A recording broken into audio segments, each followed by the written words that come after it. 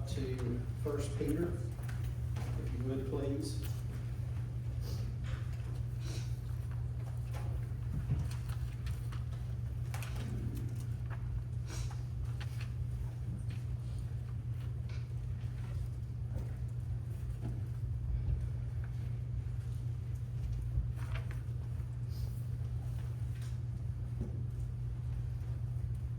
Glad to be here this morning with you, and it's always good to be back here with my brothers and sisters in Christ. And I want to begin this morning with what James shared, James chapter 1 and verses 2 and 3. He says, "Consider it all joy, my brethren, when you encounter various trials, knowing that the testing of your faith produces endurance." And I begin this morning with a goldsmith. A goldsmith doesn't throw scrap metal into a fire and hope for the best. He doesn't do that. He knows exactly how hot that fire needs to be. He knows exactly how long that metal needs to stay in that fire. And he watches it the whole time. And because that gold, if it's left in that fire too long, it'll ruin.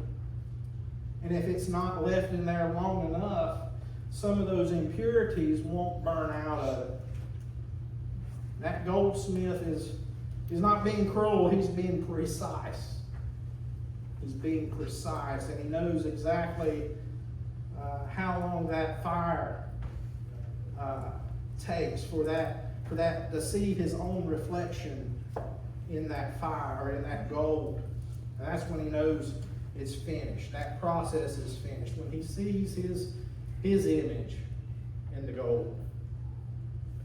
Last week we started a new series, Hope in the Hard Places. We're working through 1 Peter, and we saw that, Peter opens this letter not with comfort, but with identity. He's telling these people that they were chosen by the Father, they were born again through the Spirit, and they are being kept by the power of God. Amen, Miss Rudy Anita?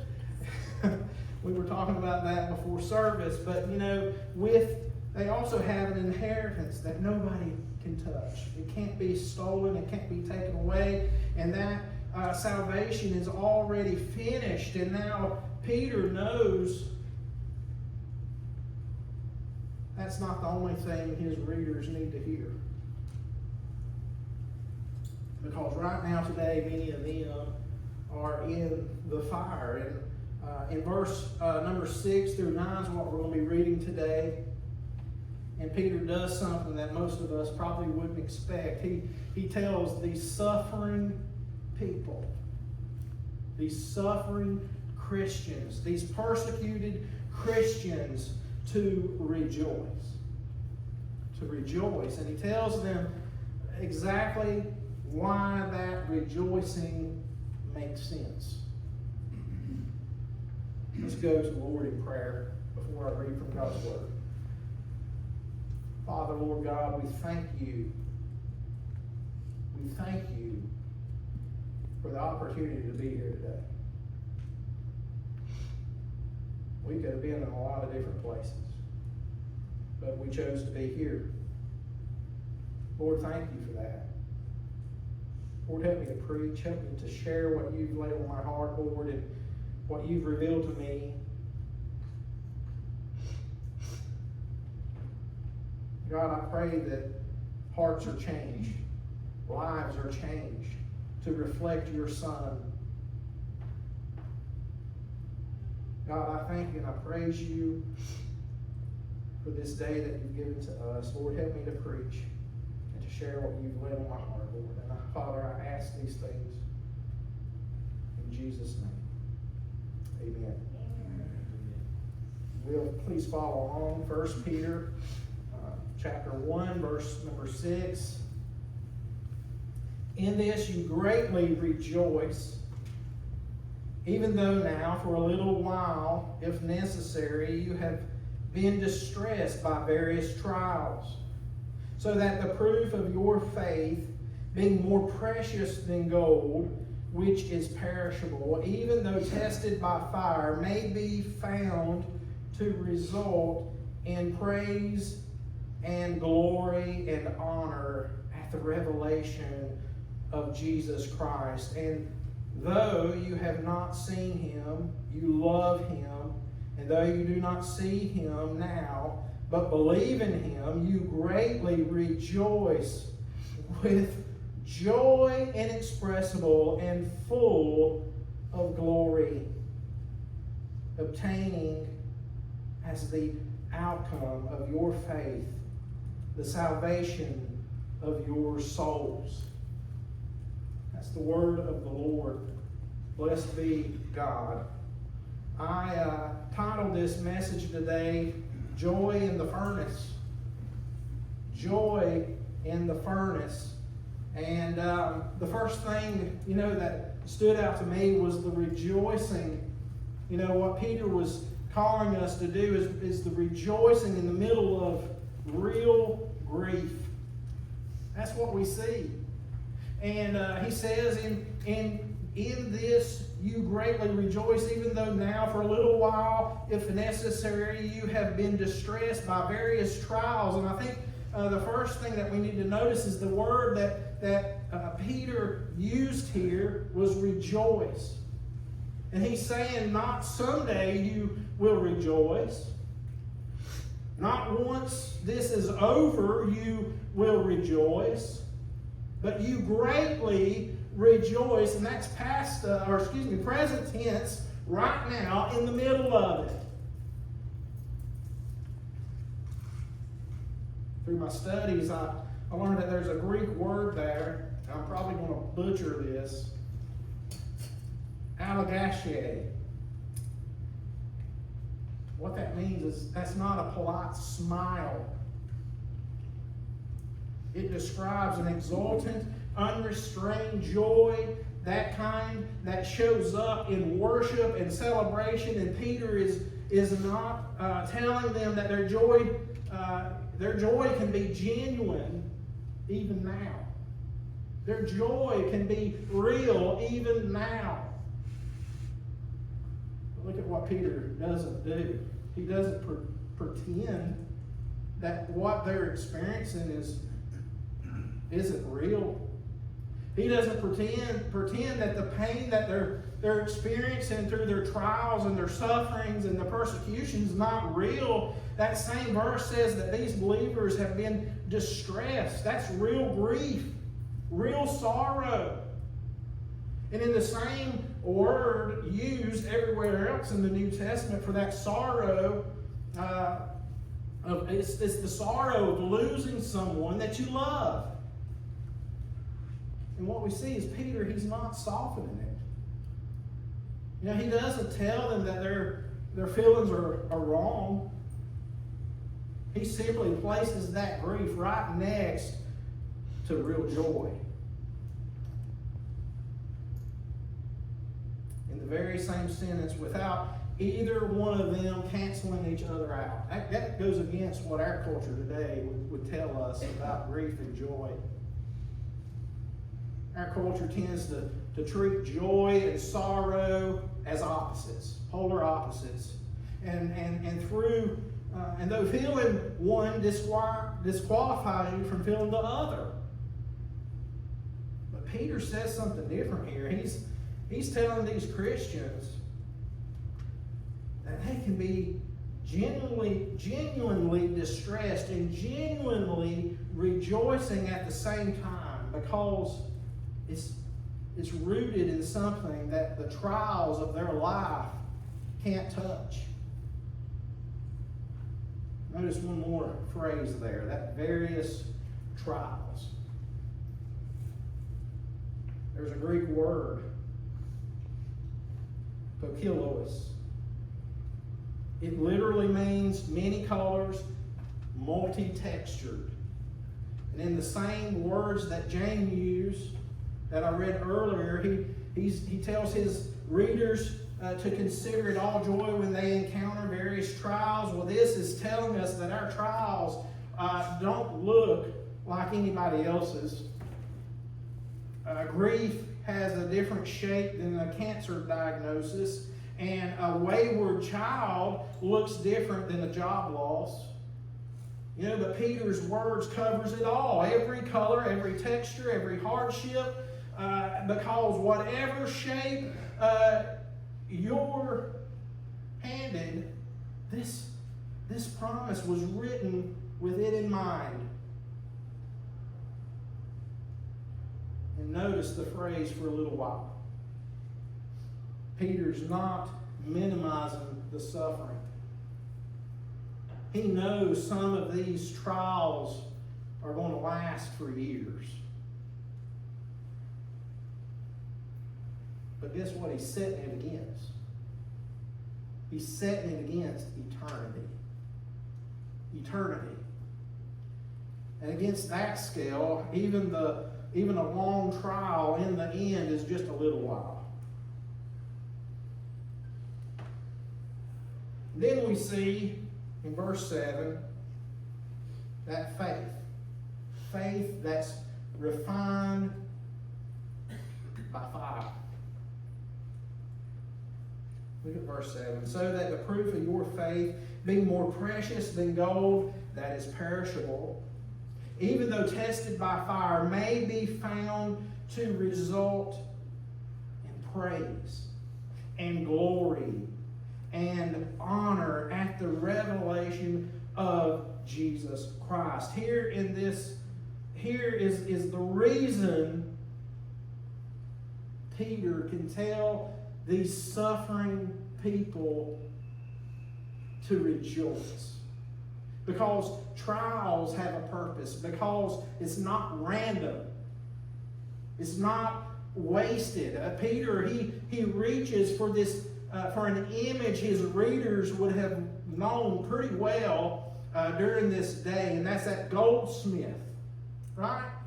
That goldsmith refining gold, and back then in those ancient days, those metal workers, they understood the process, and that raw gold ore, it would be placed in that furnace, and at extreme heat, it would heat up that gold and cause all those impurities, the dross, to separate and to rise to the surface, where that goldsmith can skim it off and get rid of it.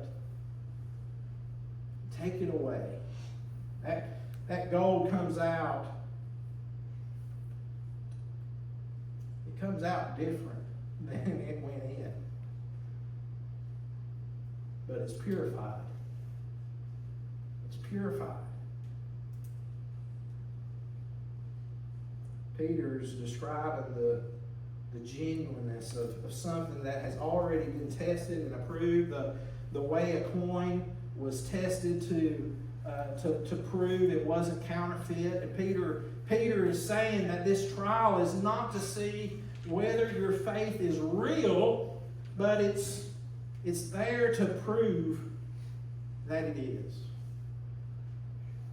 And then Peter, he makes a comparison that would have stopped these people in their tracks. Your faith is more precious than gold.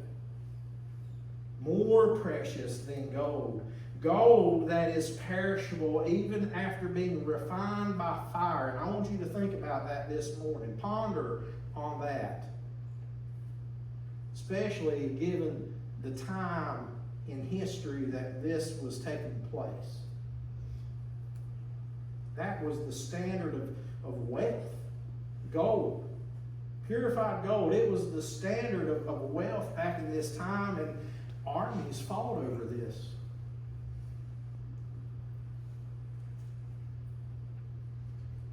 Empires were built on this. And Peter is saying, what is happening to you right now is worth more than that.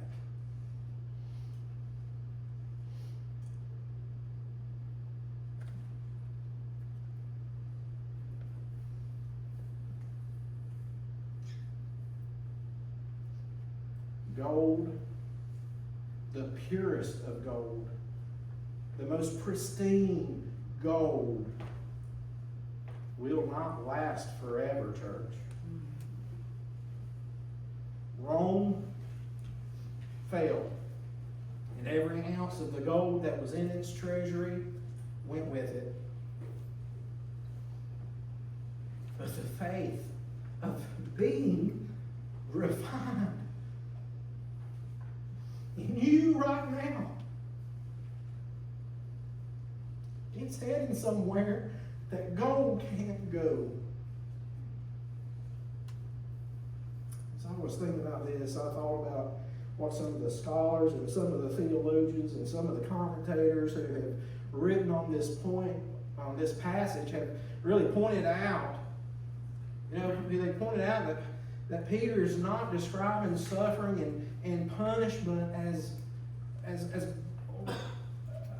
suffering and punishment as bad luck, but he's describing it as a refining process with a specific, valuable outcome, a faith proven genuine, resulting in praise, in glory, and honor at the revelation of Jesus Christ, the Savior, who has set them free from the bondage of sin. That phrase, the revelation of Jesus Christ, is Peter's way of pointing his readers past the furnace to the day that Jesus Christ will return. And the fire is temporary. What comes out of that fire is not. It's not temporary. If you are in the furnace right now, this verse does not tell you why that particular trial is happening. But it does tell us what God is doing inside of it. He's not wasting your pain. He's not wasting your suffering. He is refining something in you that will outlast that fire itself. And one day, what survived that fire will bring praise and glory and honor to Jesus Christ. That's what's important. And then we see loving and believing what you cannot see. Verse 8. And though you have not seen him, you love him. And though you do not see him now, but believe in him, you greatly rejoice with joy inexpressible and full of glory. These people who were reading what Peter had wrote, they had not seen Jesus. Peter had. Peter had walked with him. He sat and ate with him. He spent 3 years with him. Peter learned from him. He was discipled by him. Peter even denied him 3 times. And then Peter watched him die on the cross. He watched him being put into a tomb. But guess what? He also had seen the risen Lord and Savior. He'd witnessed Jesus being brought back to life. But the believers, they scattered. You know, the believers had been scattered. They had been scattered across Pontus and Galatia and Cappadocia and Asia and Bithynia. None of them had seen Jesus. None of those people had seen Jesus, but they had only heard about him. They had heard. And Peter, he tells them, you love him anyway, and that was an ongoing and active love, not a one-time decision in the past. These believers were not loving a memory. They weren't. They were loving a person that they had never physically encountered. And they were loving him with everything they had. That should encourage us today. Everybody in this room, everybody here this morning, that should give us encouragement. And you've never seen Jesus with your physical eyes either. I haven't either. And Peter says that's not a disadvantage. It's not a disadvantage. It is, in fact, the shape that faith has always taken for most of God's people. Faith. Faith. Peter describes the results. You greatly rejoice with joy inexpressible and full of glory. That word inexpressible is a joy that can't be fully put into words. It's a joy that language cannot contain. And full of glory is used to describe the glory of God himself. Peter, in saying this joy, is not just merely being happy. It carries something, that heaven's own glory inside of it, breaking into the middle of a hard place. You know, this is not the kind of joy that depends on circumstances.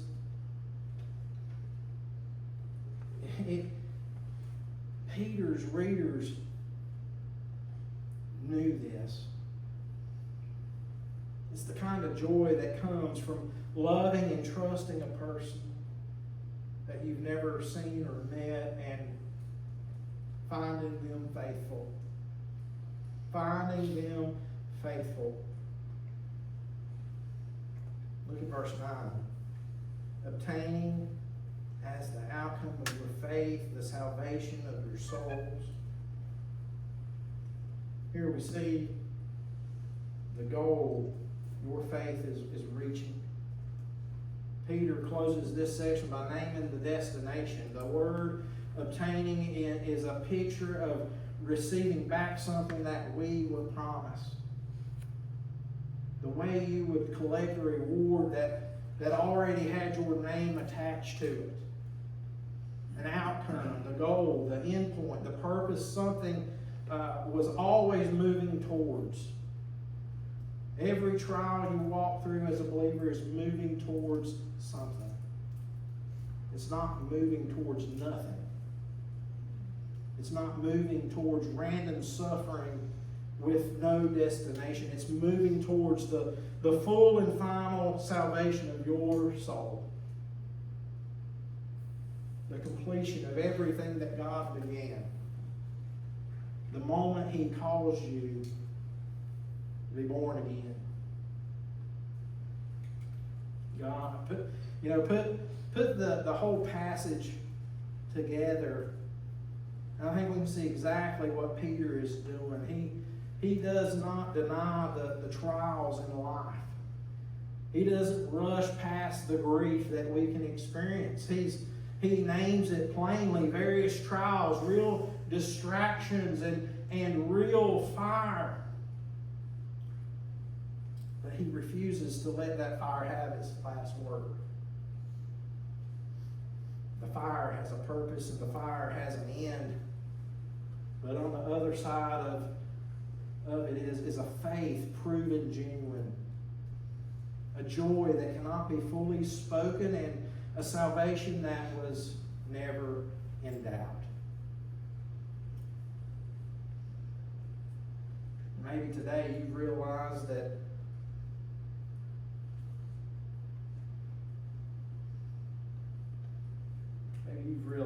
what you're missing is not a better attitude towards your suffering. What you're missing is the very thing that Peter is describing. A real, living relationship with Jesus. Every person in this room is going to face some kind of fire in their life at some point. That's not the question. The question is Peter's letter, what it puts in front of us. When the fire comes, what is actually being refined? I pray that everyone here has put their faith in Jesus Christ this morning. I hope every one of you here this morning has accepted Christ as your Savior. Because, the hardships in your life is, if you've never given your life to the Lord, the hardships in your life are not producing praise. It's not producing glory and honor at His revelation. And it is simply just hardship. It's simply without a furnace at all. The heat with nothing being purified. But that can change today. That can change today. You don't have to have seen Him to love Him. You don't have to understand every trial to trust Him. Scripture tells us to confess Jesus as Lord. Believe that God raised Him from the dead, and that's where it begins. That is where it begins. Romans 10:9 says, if you confess with your mouth Jesus as Lord and believe in your heart that God raised Him from the dead, you will be saved. You will be saved.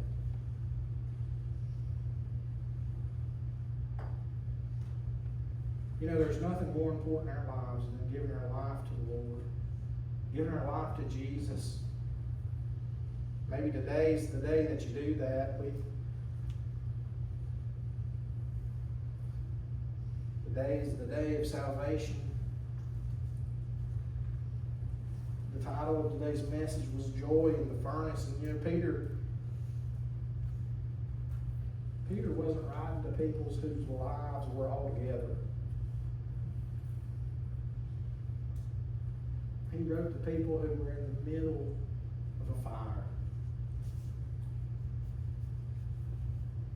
And he told them the truth. He told them the truth. He told them that, your grief is real. Your suffering is real.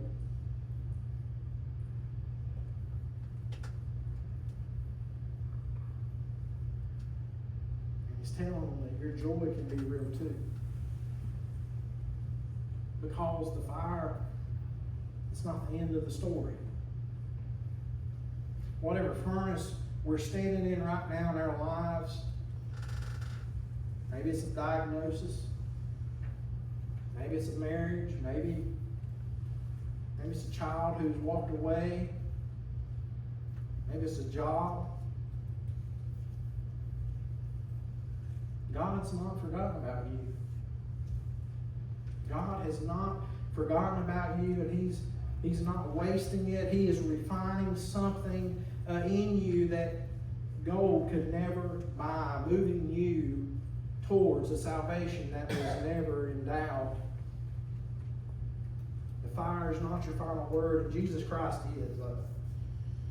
Jesus Christ is the final word. He has the final say.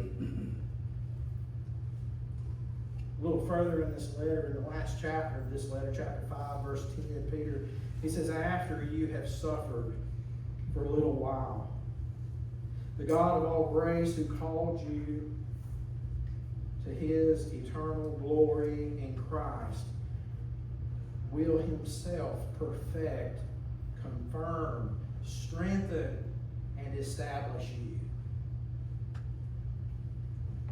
Isn't that comforting to know? There's going to be times in our life where we question things. There's going to be times in our life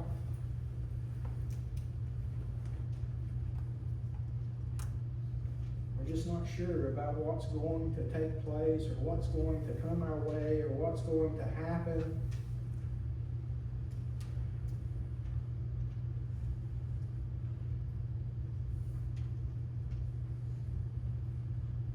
after a little while, church, after a little while, God himself will perfect, confirm, strengthen, and establish you. And I'm not going to stand here and tell you it's going to be easy, because you know just as well as I do it's not. In some cases it's harder. But I pray that the God of all grace perfect, confirm, strengthen, and establish every one of us in our life, and with all the things that we have going on. Let's pray. Dear Heavenly Father, God, Lord, we thank you for today. I thank you, Lord, for what Peter has shared with us and the encouragement, Lord, that he's given to us. Lord, I thank you for your grace and your mercy that you give to us. Lord, help our faith. Help our faith when we're walking through trials, when we're going through suffering, Lord.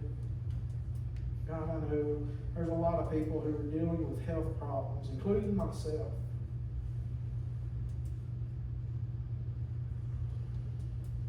Lord, I thank you and I praise you. And Lord, we rejoice because one day we're going to be with you. We will be with you.